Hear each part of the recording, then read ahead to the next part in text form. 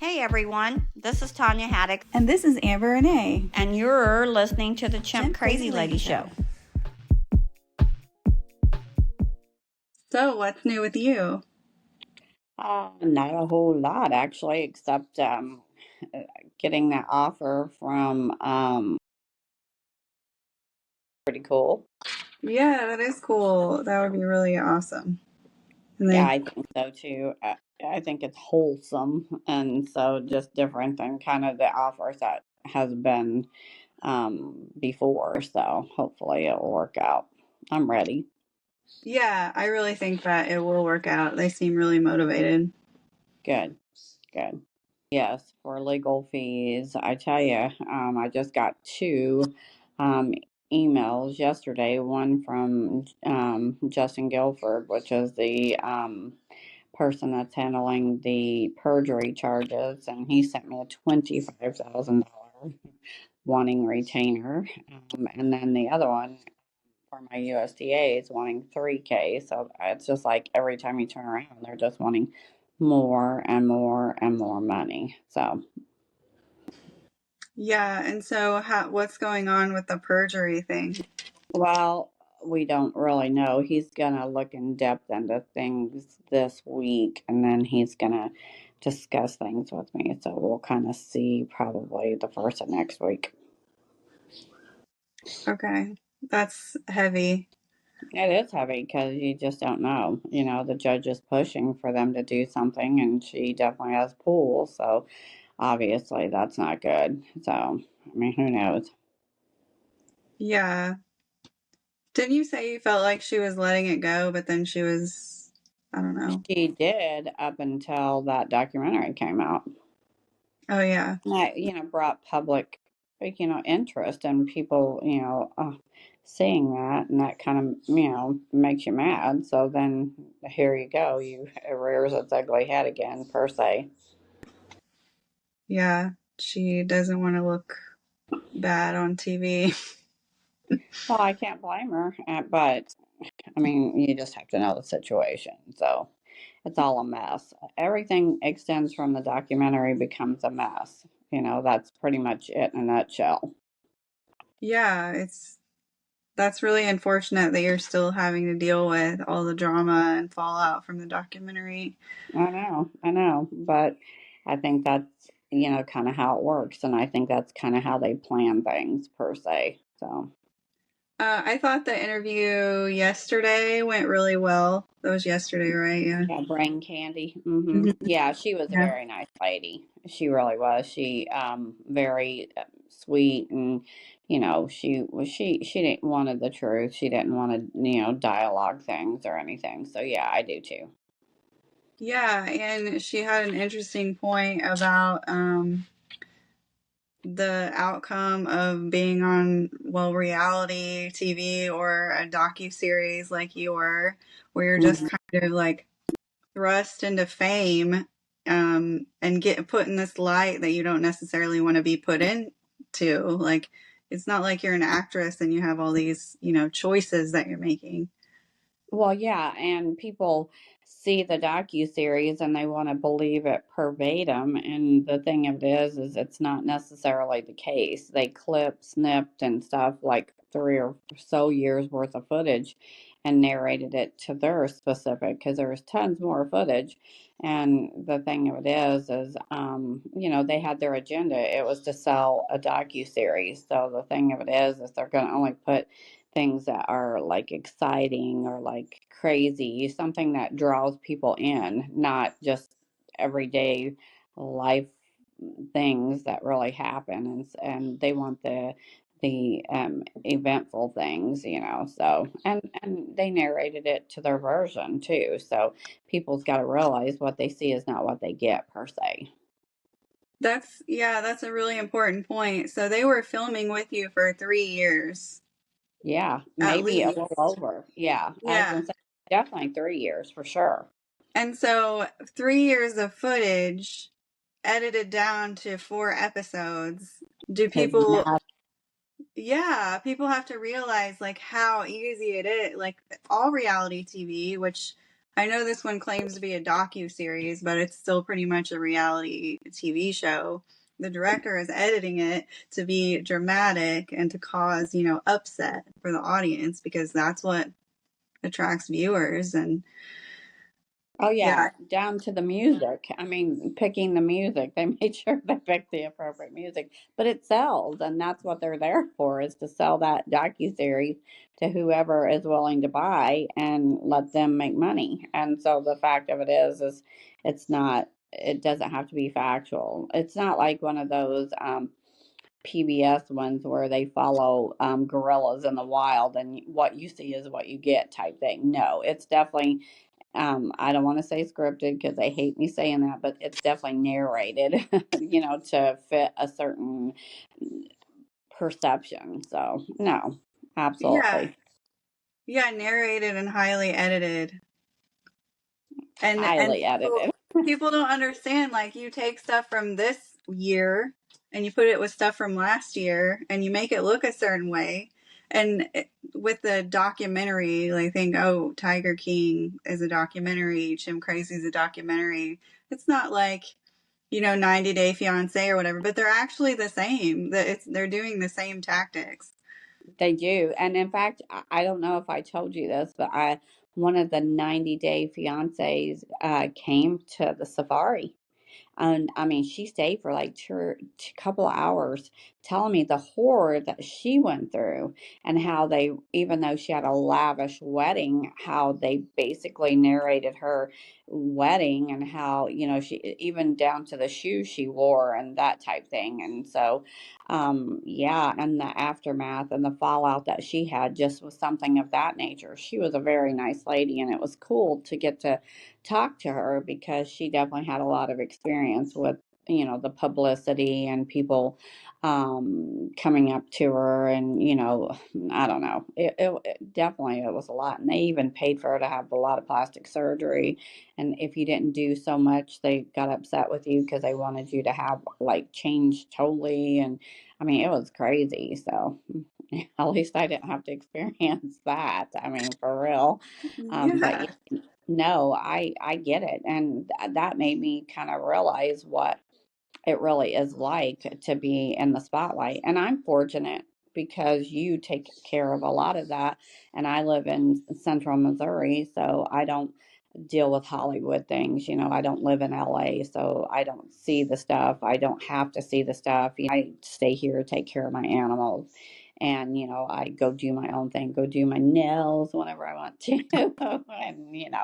and, do my appointments, like get your lashes done. And they don't even know hardly about the docu-series. So, like, they don't ask you questions or they don't treat me any different. Only on a rare occasion do I go out to a restaurant and they'll be like, "Hey, I love you documentary. I'm all for you," or people will come in the safari, but it's not like an everyday occurrence. So it's not like I really feel it here, if that makes sense. And Yeah, you're kind of protected from all of that. But also, like, if they want to connect with you, we have other ways to do that. well, yeah, because I mean, look, we just started the Patreon page and we're going to do monthly meetups and be able to speak with them directly. And if they want more than that, they can join the different tiers to get that. So I'm all about that. And then, meetups and Cameo. The Cameo has been really cool because a lot of people have given me 5-star ratings for my cameos because they really like the idea that you do personal messages, and it's been really fun, to be honest with you. And then just the meetups. We're going to be doing meetups on the Patreon. And I think that'll be really awesome because we can do, like, a big group video meetup. And so Right. as many people as want to join in, they can join in and we can see and hear from them all. And and so, and then if they want individuals, they can do that, just depending on mhm. what tier they decide to join, because we're here to try to help everybody get to be as much of a participant that they want to be versus if they just want whatever. But no, I'm excited about that too. I hope the more that we do podcasts and stuff, that we can make people feel comfortable about wherever they're at in their skin, because we're all different, and who cares? Mm-hmm. Yeah, and one of our tiers even has, I think, you can be featured on the podcast, so like you can even join if you so want to. Absolutely. In fact, my friend had Joe Exotic on her. She does like social media stuff on Facebook. So she does lives and she had Joe Exotic on there because I was going to talk to you about that because I've been friends with Joe, for Mm-hmm. years. And he's always been amazing to the animal community and that type thing. So I thought it would be cool just to have him on here and to listen to what he has to say because, he really, like I said, he's had a rough time, and I don't agree with his sentence, and I don't agree with what happened to him, and I have my own opinion, which I don't know the full story because I wasn't around when it happened, but I can tell you right now, I feel like he was definitely used as an example too. So I thought it would be cool to do something like that too. So. That's actually a great idea. Cancel culture. Mhm. Do you think that it's a societal responsibility or an online mob mentality? It's an online mob mentality. It's gotten way too far. We have rights of freedom of speech, and I totally 100% agree with that. And any officer or anybody that's ever accounted or has ran into me will tell you that I vouch for that 100%. But the fact of it is we have to be respectful to each other. And it's just like everybody that minds everybody's business. They use that as a crutch or as an excuse for being able to mind people's business. But I think we push boundaries when it comes to that, to when is it really your business? When does it really affect you or affect your life or anything in your life? And how does it bleed over to that person's own personal rights to have privacy? And that's very gray right now. And I think that there's a lot of people that push a lot of boundaries. And keyboard warriors, they can say things that they wouldn't say to your face. So here's my rule of thumb, I guess. If you can say it to my face and get up in my face and say it, then I think you should be able to express it. But I think if you can't and you have to hide behind that keyboard, no, I think you're overstepping some boundaries. Yeah, I mean, I think it's really gotten out of hand. Both, yeah, cancel culture. I agree with the online mob. I mean, as long as you're not directly harming someone, uh, just let people talk about what they want to talk about, and then Exactly. just let people be their self. Like, who cares? But if you're directly harming someone, of course, like I understand. And the just negativity and toxicity all under an anonymous space is just really, yeah, it's just really sad. And that's another part of the being thrown into a public light, even when you weren't prepared to be that.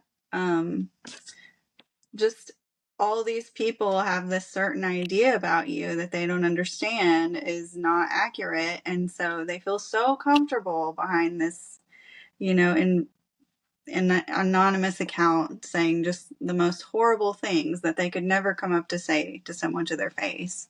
I And know. so, yeah. And that to me, then they really have no right to say it, because if they felt like they did, they could say it right to your face. Because bullying is one thing. You can't. Nobody has a right to bully. I Yeah. don't care who you are. I don't care if you're the president of the United States. You don't have a right to bully somebody. There are laws, and if more people would encourage to enforce those laws, and people would be taken down for that stuff, there would be less suicides, silent suicides. There would be less people on depression meds. There would be a lot less things going on in this world that's hurtful that people just tolerate, or people would stand up for each other. I had some people that I dearly respect and dearly love that says, I would love to do this for you, but I don't want people to know about it. And it's because of the backlash that they're going to receive for things. And I'm sitting here like, at first it kind of makes me mad because I'm like, well, if you can't stand beside me no matter what, then shame on you. Then I don't want to have anything to do with you, or I don't want to do business with you, or whatever. And then I'm like, But on the other side of the coin, I can see their dilemma. And so I think it's sad that they could even be put in that position, that they can't just express their opinion and not be desecrated just because they don't have the same beliefs that the bully does. So I hate the fact that people think that they can bully. And the US is totally full of bullies. And it's really a shame because we have gotten into this social media thing to where everybody feels like they have a right, but not if it hurts somebody else. And I'm sorry. And I don't mean just hurts their feelings, because get over that sometimes. But when you go to an excessive extreme, then shame on you, and shame on the people that would even follow that person. That's the sad part, is that we've come to that kind of a society to where that people would even go along with it. So they become a lynch mob. And to me, that's what you are. Eric Good and Jeremy keep saying, choose wisely and reinvent yourself. And, this is your opportunity. And maybe you should become a rescue instead of like, brokering exotics, because that's a dirty word. And I'm just like, no, I'm not going to pretend I'm something to get someplace and to make myself liked by a certain group or an organization or whatever, because then I'm not being true to myself, and I'm not being true to a cause. And I'm sorry, I believe in private ownership of exotics or regular animals for that matter. I think anybody should own a dog if they want to, and as long as they treat that dog appropriately and that type stuff. But I don't think that I want to just play the political game. So if you don't like me, you don't like me. I don't really care anymore. And then people are desecrating me because I stood up for my kid, and I would do it again 100 times over, because guess what? I'm the only one that did and would. And so, you know what? If I'm a bad person for that, then I'm a bad person. Well, with that speech, you brought up a couple of questions or points that I wanted to share with you. The Joe Rogan podcast that I told you about, I think Jeremy and Eric were on there. They Mhm. mentioned that, like, why this is her opportunity. They said they were telling you this is your opportunity to reinvent yourself and do something different. And I honestly think that, well, also, if you play into that, you're playing into them and you're going along with it. And you're I saying that know, and they're right. I know, because there was times that Eric would say, "Why don't you, be a PETA spy, basically?" And he didn't use the word spy, but I'm going to use the word spy. But why don't you be an informant for PETA? And I'm just like, are you kidding me? I hate PETA. PETA hates me. There is no way in hell they could offer to give me 20 chimps and give me $1 million or $10 million and leave me alone, put me on an island and just leave me alone. No, no, no, no, no. I'm not going to sell somebody out. I'm not going to. I've got so much more important things that really are pressing, like the perjury charges, like my USDA, like things that really affect my life, that matters first and foremost, let alone play into that stuff. And over the years, if people don't know that I care about primates, and I have not set that example over the years, time and time again, without asking for notoriety and without asking for kudos, and I'm sorry to tell you, I've gone and got animals for somebody that lives in Texas, and they're friends of mine. And I went and got an animal up here in Missouri for them. I rescued a monkey, and it took my husband like 3 hours to collect this monkey. And then we met them halfway, and we didn't charge them a penny for all of that. They got the monkey, and they gave kudos to everybody else but me, because of the fact that I'm not Mrs. Popularity or whatever. And at first it hurt my feelings, and I'm not gonna lie about it. And then I was like, Tanya, you didn't do it anyways to get notoriety, so who gives a crap?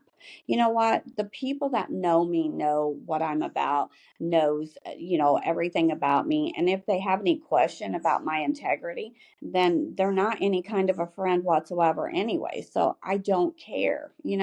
I've had to get tough over the last couple months, because I have had people threaten to burn down my house. I have had security cameras put all over my property, which I never did. I guarantee you, I don't carry a gun, and I never claim I do. do, but I don't need a gun because I got news for you. I got some unleashed monkeys that if anybody comes up here, they may regret that they ever come up here because I guarantee you my monkeys will hurt them if they try to do anything. That's just the way it is. I think it's great that you're sharing your story because it's like the lady said yesterday on the podcast. You having your own podcast is a way that you can share your story, and you get to be the editor, and someone else doesn't change things to fit their narrative or their agenda. And Exactly.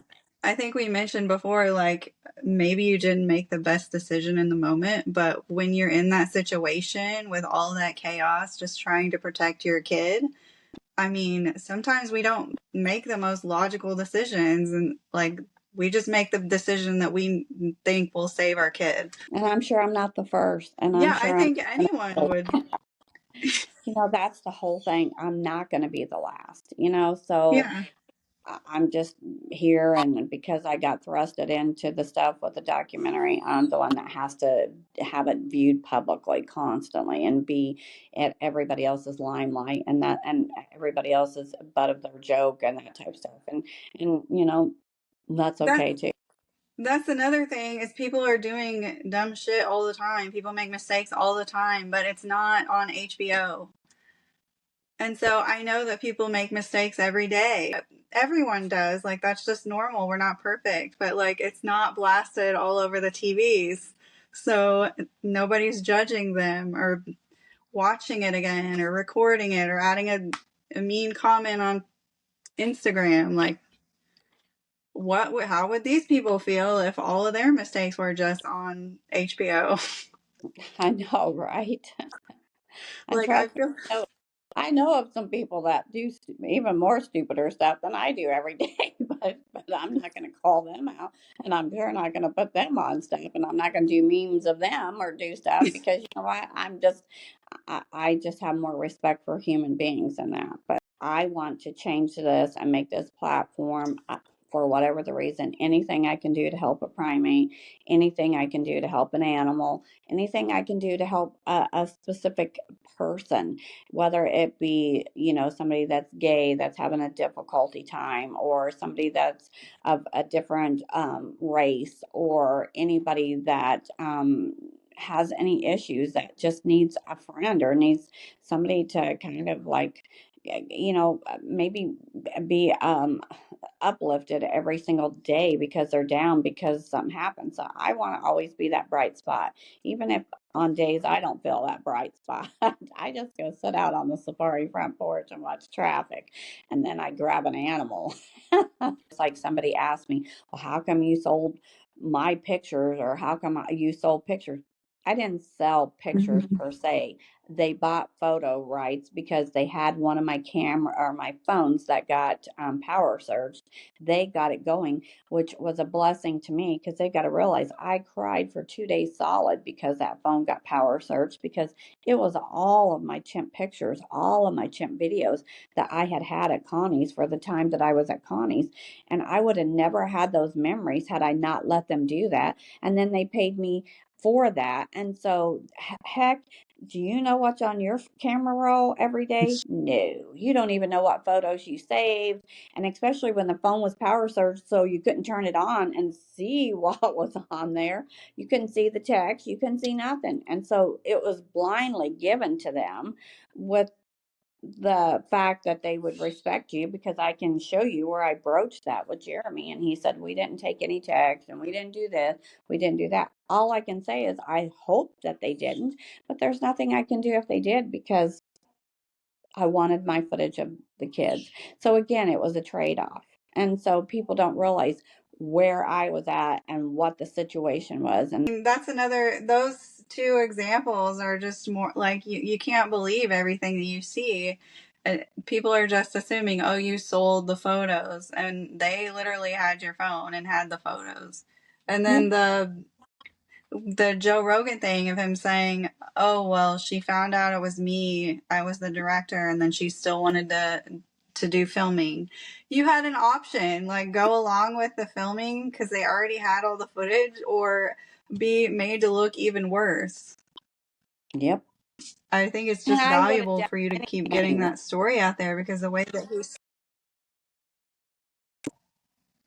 I would have did anything to be able to see Tonka, so they could have dangled that carrot over my head, and I would have jumped off a bridge. I mean, honestly. So the fact of it is that was my main core thing. well, I've seen a lot of the evidence, and so I'm not, directly involved, but I believe you. Well, And I think, I'll gladly show text because you know what? I used to not believe in that. I used to think texts were private and that you should keep text to yourself until it's come down to the fact that they're calling out you as your character, as you as a person. Then you don't have a choice at that point because I'm telling you right now, I'm not going to say things that's not. Uh, actually from my perspective politically correct because I just don't want to, and that's why I'm so sick and tired of everybody calling you a liar, everybody calling you this, calling you that, calling you crazy, calling you, and that's because Mhm. that way your story's not believed, you don't have any validity. Oh well, she lied to the federal court judge. Yes, I did. Yes, I get what they're saying, but it wasn't like that. It wasn't like that at all. It wasn't. So people can believe whatever they want. Yeah, well, I think that that would be a good idea, because one of our main purposes here, I feel like, is clearing your name and also helping other people that have been through difficult things, whether it be reality TV or whatever they're going through. We're here to support that because we've been through things like that. Oh, for sure. Anyhow, I wish everybody a great week, and definitely every week turns out to be something different. So let's hope that things go good this week and that everybody has a blessed day, and definitely something good comes out of this week. And maybe even if anybody can hear us and we can touch anybody, that's what our goal is. So let's hope we Mhm. can do that. Thank you for tuning into our podcast. We will be releasing new episodes every week on Monday. You can also check out Tonia on Cameo, and you can buy our merchandise at chimpcrazylady.com or on Etsy, with more places coming soon. Thank you.